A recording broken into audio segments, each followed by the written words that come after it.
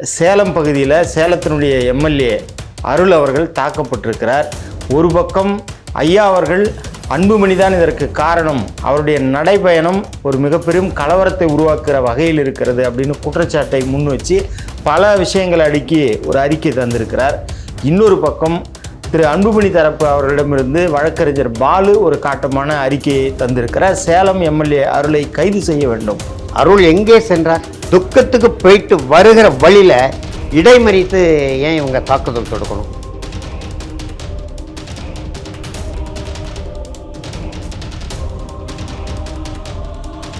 பெரிய ஒரு வன்முறை கும்பல் போல ஏற்கனவே அப்படி ஒரு பேர் இருக்கு. அப்ப மீண்டும் மீண்டும் அதை உறுதிப்படுத்துவது போல இந்த மாதிரியான ஒரு கொலைவெறி தாக்குதலை தொடுத்தா இது எந்த வகையில் நியாயம்? அரசியலில் இது வேறு ஒரு பார்வையை பாட்டாளி மக்கள் கட்சியின் மீதும் ஒட்டுமொத்த வன்னியகுல தமிழர்கள் மீதும்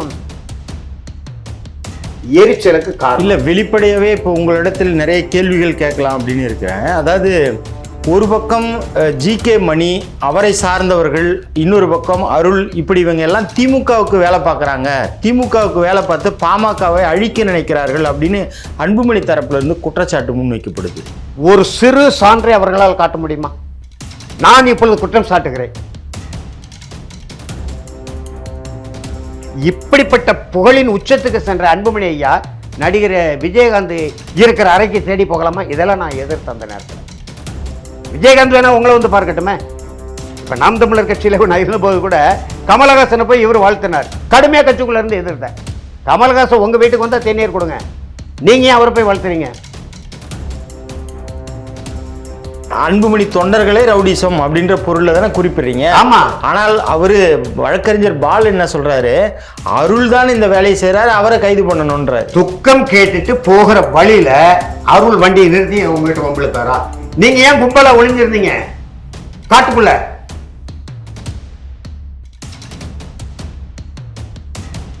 இருபத்தி 25 ஆண்டுகள் கௌரவ தலைவராக இருக்கிற இன்றைக்கு கோகா மணி அவர்கள் கட்சியினுடைய தலைவராக இருந்து செயல்பட்டாரா இல்லையா? அவர் இயக்கியது யாரு? தைலாபுரம் தோட்டத்தில் இருந்த நிறுவனர் ஐயா. ஒழுங்கா தானே போயிட்டு இருந்துச்சு.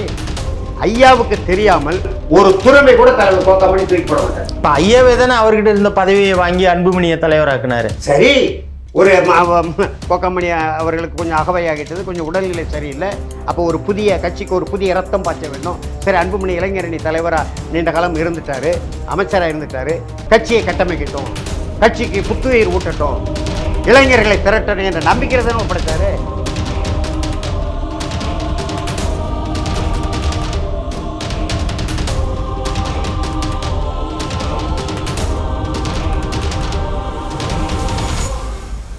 நம்ம பண்ணை இயற்கை அங்காடி 100% இயற்கை வேளாண் தயாரிப்பு.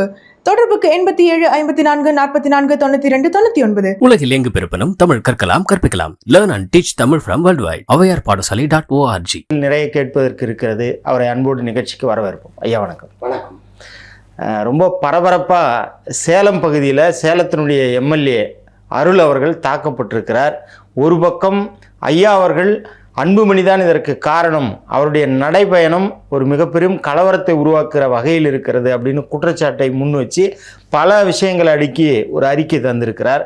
இன்னொரு பக்கம் திரு அன்புமணி தரப்பு அவர்களிடமிருந்து வழக்கறிஞர் பாலு ஒரு காட்டமான அறிக்கையை தந்திருக்கிறார். சேலம் எம்எல்ஏ அருளை கைது செய்ய வேண்டும் என்று அந்த அறிக்கையில் குறிப்பிடப்பட்டிருக்கிறது. பொதுவாக ஒரு கட்சி இன்றைக்கு 2 அணியாக பிரிந்து ஒருவருக்கொருவர் இப்படி மோதிக்கொள்கிற அந்த காட்சி சமூக வலைதளங்களில் பெரிய அளவில் ஒரு பாமகவுக்கு இப்படி ஒரு துர்பாகிய நிலை நேர்ந்து விட்டதே அப்படின்ற ஆதங்கம் பலரிடத்திலும் இருக்கிறது. உங்களுடைய கருத்து? இந்த ஆதங்கம் நியாயமான ஆதங்கம் தான், அந்த வருத்தம் எங்களுக்கும் உண்டு. ஆனால் உண்மைக்கு மாறான செய்திகளை மருத்துவர் அன்புமணி ஐயா தரப்பினர் தொடர்ந்து வெளியிட்டு கொண்டே இருக்கிறாங்க. இப்போது அருள் எங்கே சென்றார்? கட்சி பொறுப்பாளர் விட்டு துக்கத்துக்கு போயிட்டு வர்றார். துக்கத்துக்கு போயிட்டு வருகிற வழியில இடைமறித்து ஏன் இவங்க தாக்குதல் தொடுக்கணும்? அதுக்கு என்ன காரணம்னா, இப்போ குறிப்பாக தருமபுரி மாவட்டம், சேலம் மாவட்டத்தில் ஒன்றுமே இல்லை, ஐயாவுக்கு ஆட்களே கிடையாது, நிர்வாகிகள் எல்லாம் நம்ம பக்கம் இருக்கிறாங்க என்று ஐயா அன்புமணி தரப்பினர் ஒரு பெரிய மிதப்பில் ஏளனமாக சமூக வலைதளங்களில் ஊடகங்களில் செய்தியில் பரப்பி கொண்டிருந்தாங்க.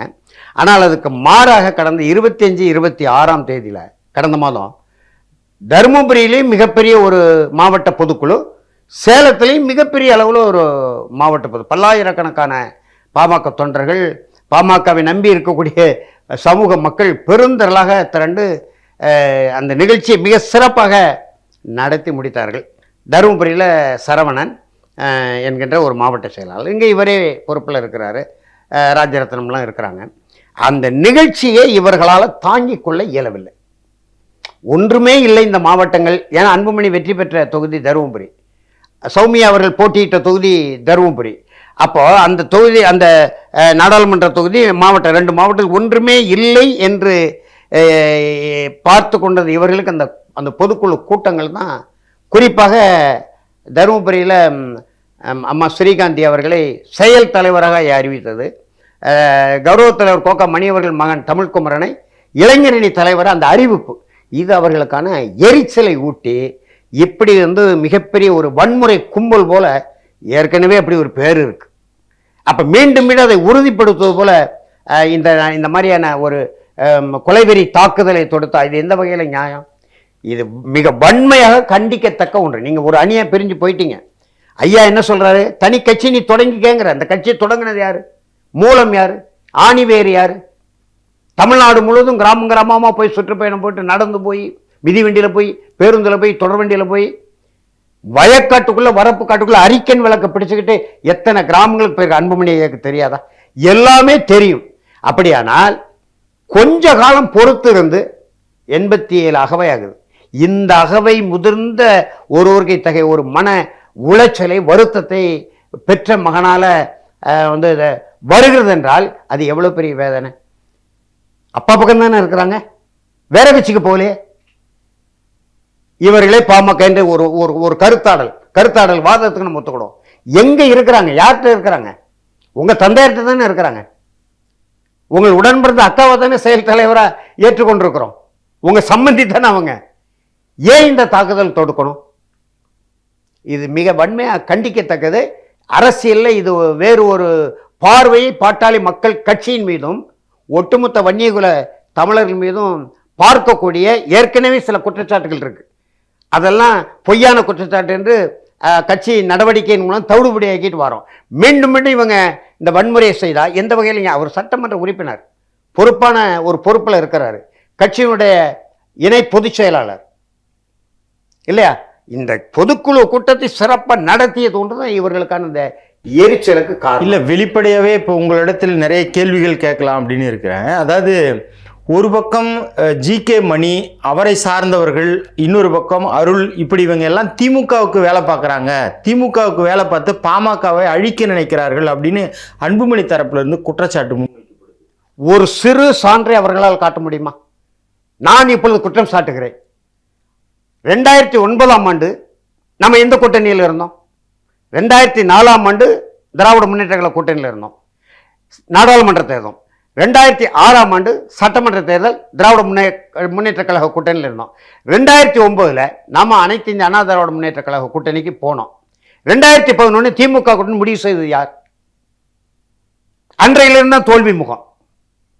அது வரைக்கும் கட்சியின் ஏறுமுகம் இல்லையா? 2001 21 சட்டமன்ற உறுப்பினர்கள், 5 நாடாளுமன்ற உறுப்பினர்கள். 2004 6 நாடாளுமன்ற உறுப்பினர்கள். நாடாளுமன்ற மாநிலங்களவை இவருக்கு. அதில் தான் இந்திய ஒன்றிய மக்கள் நலவாழ்வுத்துறை அமைச்சராக இருந்தார். கிட்டத்தட்ட 2-3 பேர் அமைச்சராக இருந்தாங்க இல்லையா?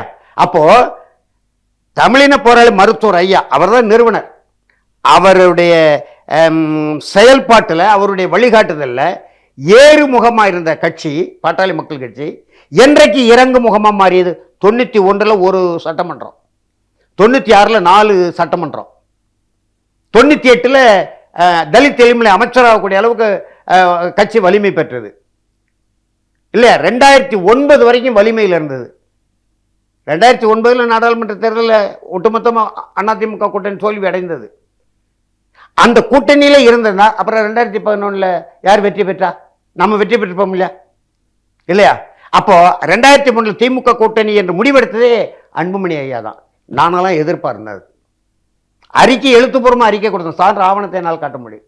அதனாலே அன்புமணிக்கு என்னை போன்றவர்களுக்கு அன்றைக்கு பிடிக்கல. நான் 2014 வரைக்கும் கட்சியில் பொறுமையாக இருந்தேன். 2014 நாடாளுமன்ற தேர்தலில் விஜயகாந்த் கூடயும் கூட்டணி. விஜயகாந்த் மீது கடுமையான விமர்சனங்களை நம்ம வச்சிருக்கிறோம். பாட்டாளி மக்களுக்கு ஐயா வச்சிருக்கிறாங்க, இவர் வச்சிருக்கிறார். உலக தலைவர்களெல்லாம் வந்து இவர் அமைச்சராக இருக்கும்போது இவருடைய அமைச்சரக அலுவலகத்திலிருந்து இன்னும் சொல்லப்போனால் ஐநா மன்ற பொதுச் செயலாளர் எந்த அமைச்சர் அலுவலகத்துக்கும் போக மாட்டார். தலைமை அமைச்சர் இல்லை குடியரசுத் தலைவர் தான் பார்ப்பாங்க. அந்த விதிமுறைகளுக்கு மாறாக, மரபுகளுக்கு மாறாக மக்கள் நலவாழ்வுத்துறை அமைச்சர் அலுவலகத்துக்கு வந்து ஐநா பொதுச் செயலாளர் இவரை பாராட்டினாரா, வாழ்த்தினாரா இல்லையா? இப்படிப்பட்ட புகழின் உச்சத்துக்கு சென்ற அன்புமணி ஐயா நடிகர் விஜயகாந்த் இருக்கிற அறைக்கு தேடி போகலாமா? இதெல்லாம் நான் எதிர்த்து அந்த நேரத்தில். விஜயகாந்த் வேணா உங்களை வந்து பார்க்கட்டுமே.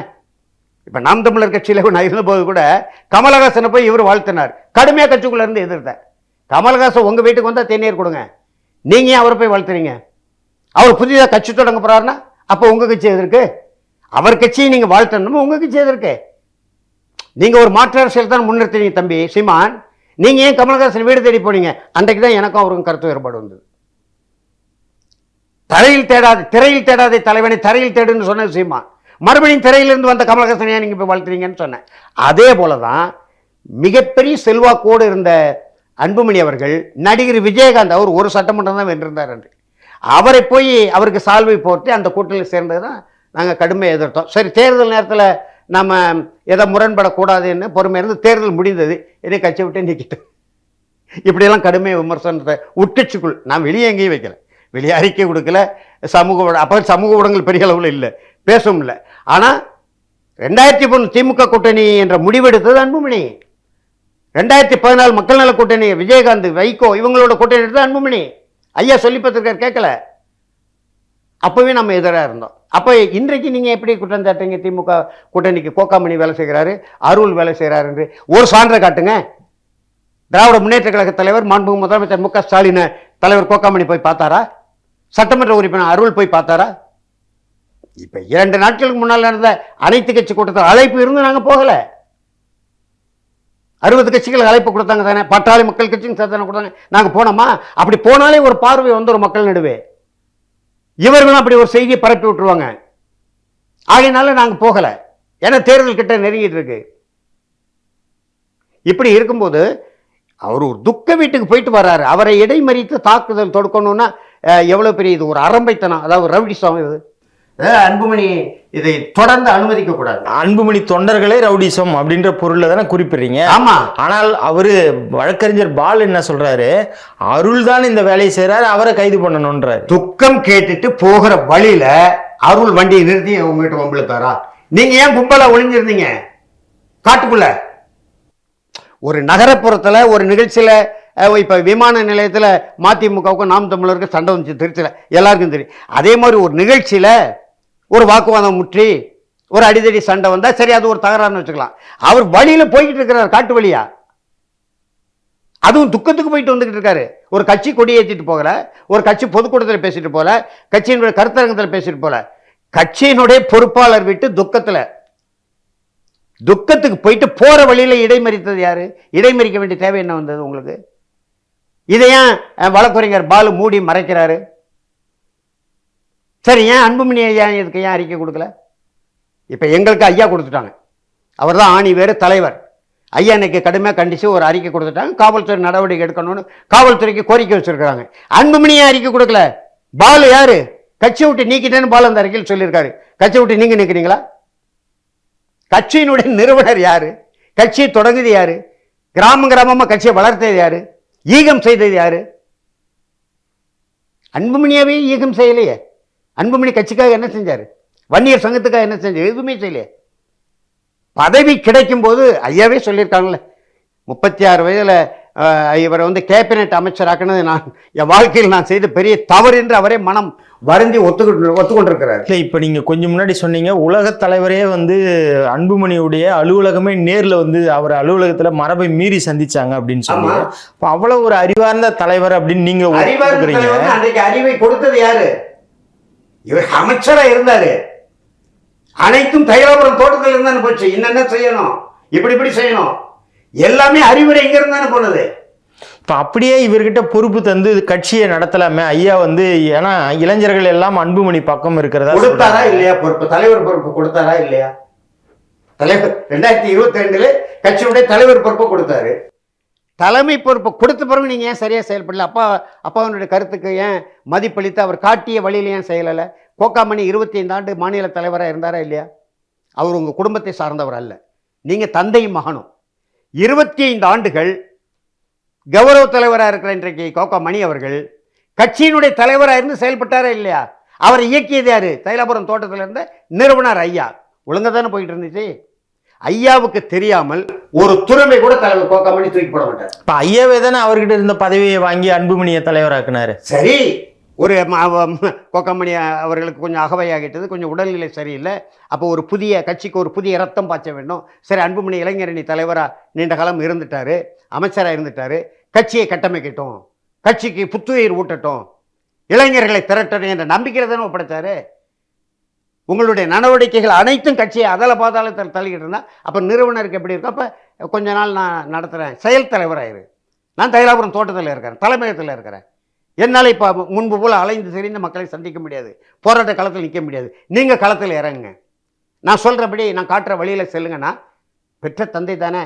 நான் இப்போ உங்களை கேட்குறேன், நீங்கள் நடுநிலையான ஒரு ஊடகவியலாளர், அன்புமணியை தவிர வேறு யாராவது ஒருவர் இப்படிப்பட்ட முடிவெடுத்து செயல்பட முடியுமா? நீங்க சொல்லுங்க பார்ப்போம். நான் செயல்பட முடியுமா? தலைவர் கோகாமணியை செயல்பட முடியுமா? அப்ப நியாயம் எங்க இருக்கு? உங்களை பெற்று வளர்த்து ஆளாக்கி படிக்க வச்சு நீங்கள் இன்னும் சொல்ல போனால் வன்னியர் சங்க காலகட்டத்தில் அந்த சங்கத்துக்கு எதிரான கருத்துக்களை வீட்டிலிருந்து இவரே சொல்லுவாராம். ஆட்கள் போவாங்களா ஐயாவை பார்க்கறதுக்கு. அப்போ நக்கல் நையாண்டி கேலி கிண்டெல்லாம் பேசுவார். எங்களுக்கு தகவல் அப்போவே கிடைச்சது. சரி, ஒரு நேரத்தில் இப்படி பேசியிருக்கலாம், ஐயா அப்பா வந்து தனக்கு வரக்கூடிய வருமானத்தை இப்படியெல்லாம் செலவு பண்ணிக்கிட்டு இருக்காரு, சமுதாயம்னு போகிறாரு, மருத்துவ தொழிலை ஒழுங்காக பார்க்க மாட்டேங்கிறாரு.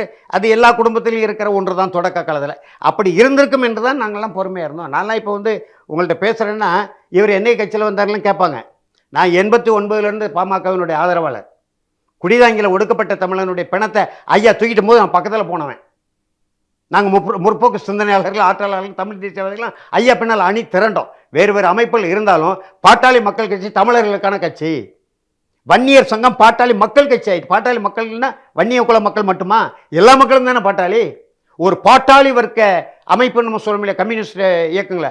அது போன்ற ஒரு புதிய எழுச்சியோடு தமிழர்களுக்கு கிடைத்த ஒரு கம்யூனிஸ்ட் கட்சி போல, பாட்டாளி வர்க்க கட்சி போல பாட்டாளி மக்கள் கட்சி என்று எல்லா முற்போக்கு ஆற்றல்களும் தமிழ் தேசிய ஆற்றல்களும் 90களில் மருத்துவர் ஐயா பின்னால் இருந்தோம், அணி திரண்டோம். அவருடைய செய்திகளை மக்கள்கிட்ட கொண்டு போனோம். பாட்டாளி மக்கள் கட்சி நடத்த எல்லா போராட்டத்திலும் அழைப்பு இல்லாமலே நான் பங்கெடுத்திருக்கிறேன். ஆதாரத்தில் என்னால் காட்ட முடியும் இல்லையா? அப்படி வந்து அந்த உரிமையில தான் நம்ம இப்போ பேசுகிறோம். தமிழர்களுக்கான ஒரு கட்சி, ஒட்டுமொத்தமான கட்சி, மண்ணின் மைந்தர்கள் கட்சி, பூர்வகுடி மக்களின் கட்சி. நாம் யார்கிட்டையும் ஆட்சி அதிகாரத்தை இழந்துட்டு இன்னைக்கு அல்லல் பட்டு கொண்டிருக்கிறோம். ஒரு தமிழன் தலைமை பெருந்தலைவர் காமராஜருக்கு பிறகு இவர்கள்லாம் இடைக்காலமாக வந்தாங்க. நம்முடைய ஓ பன்னீர்செல்வமாக இருக்கட்டும், அல்லது நம்முடைய அண்ணாச்சி எடப்பாடி பழனிசாமியாக இருக்கட்டும், அவங்க கட்சிக்குள்ள தலைமைகள் அந்த இழப்புகள்னால இடைக்காலமாக வந்தாங்க. மக்களால் தேர்ந்தெடுக்கப்பட்ட ஒரு முதலமைச்சர்னா பெருந்தலைவர் காமராஜர் தான் பச்சை தமிழர். அவருக்கு பிறகு இல்லை. அந்த குறையை நிறைவு செய்கிற இயக்கமாக, கட்சியாக பாட்டாளி மக்கள் கட்சியை நாங்கள் பார்த்தோம். அதனால தான் இப்போ 90லாம் எவ்வளவு பெரிய மாநாடு போட்டு லட்சக்கணக்கான மக்களை திரட்டி மருத்துவ போராட்டங்கள் நடத்தியிருக்காரு, ஈழத்தமிழர்களுக்காக நடத்தியிருக்காரு, காவிரி சிக்கலுக்காக நடத்தியிருக்காரு, கச்சத்தீவு மீட்புக்கு நடத்தியிருக்காரு, முல்லைப்பெரியார் அணையில் தேனி மாவட்டத்தில் எத்தனை போராட்டங்கள் நடத்தியிருக்காரு. தமிழ்நாடு முழுவதும் நீங்கள் 2004 2009 வரைக்கும் தமிழ்நாடு முழுவதும் மக்கள் சிக்கல்கள், மக்கள் பிரச்சனைகள் இன்னைக்கு இருக்கு பாருங்க. பல ஹைட்ரோ கார்பன் பிரச்சனை, அந்த பிரச்சனை, இந்த பிரச்சனை நிறைய வருது இல்லை?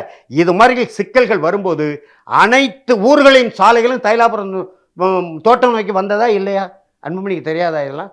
அப்போ ஒரு 3 ஆண்டுகள் பொறுமையாக இருந்தால் அப்பா நீங்கள் சொல்லுங்கள், ஒரு 2 தேர்தலில் நீங்கள் காட்டுற வழியில் சென்று கட்சியை வளர்ப்போம், ஊக்கப்படுத்துவோம், ஆக்கப்படுத்துவோம். வெற்றியை மீண்டும் ஒரு குறைந்து 25 சட்டமன்ற உறுப்பினர்கள் நம்முடைய கட்சிக்கு வேண்டும், நீங்கள் வழிகாட்டுங்கப்பான்னு சொல்கிறதுல என்ன தயக்கம் என்று கேட்கிறவர். படிக்காதவரா? எவ்வளோ பெரிய படிப்பு படித்தவர். இன்றைக்கு அவர் மக்கள் மத்தியில் போய் சொல்லுகிற மக்களுக்கான செய்திகள் சொல்கிறாங்களா, அதில் யாரும் நம்ம குறை சொல்லலை, விமர்சனம் வைக்கலை. நல்ல புள்ளி விவரங்களோடு எடுத்து சொல்கிறார். ஒவ்வொரு களத்துக்கு போய் இப்போ எங்கள் ஊர் தாம்பரபரணிக்கே வந்து பேசினார், நல்லா பேசினார், நாங்கள் வரவேற்கிறோம். கட்சிக்குள்ளேயே இந்த குழப்பத்தை ஒன்று பண்ணுறீங்க. பெற்ற தகப்பனுக்கே நீங்கள் இவ்வளோ பெரிய துன்பத்தை கொடுக்குறீங்க, துயரத்தை கொடுக்குறீங்க. இன்றைக்கு எவ்வளோ வேதனைப்பட்டிருப்பார். அருளை தாக்குனது யாரு? தாக்குதலுக்கு உள்ளானவங்க யாரு? எல்லாமே ஒரே சமுதாயம் தானே. அப்போ சமுதாயத்துக்குள்ளே பிளவு பெறக்கூடிய சூழ்நிலை உருவாக்கியது யாரு? அன்புமணி ஐயா தானே. இதையே அவர் சிந்திக்க மறுக்கிறார் என்பதுதான் வருத்தத்துடன் கூடிய வலியுடன் கூடிய எங்களுடைய கேள்வி.